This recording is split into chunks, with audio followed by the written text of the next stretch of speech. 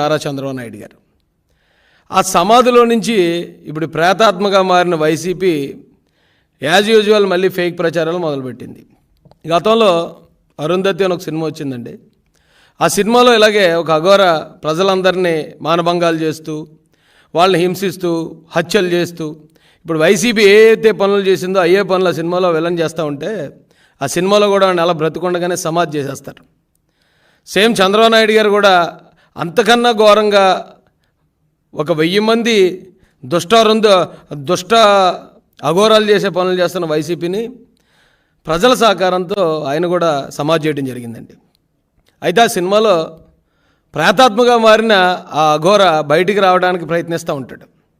Same ఇప్పుడు YCP కూడా ఆ సమాధిలోంచి బయటికి రావడానికి మళ్ళీ ఈ దుష్ట ప్రచారాలను మొదలుపెట్టింది.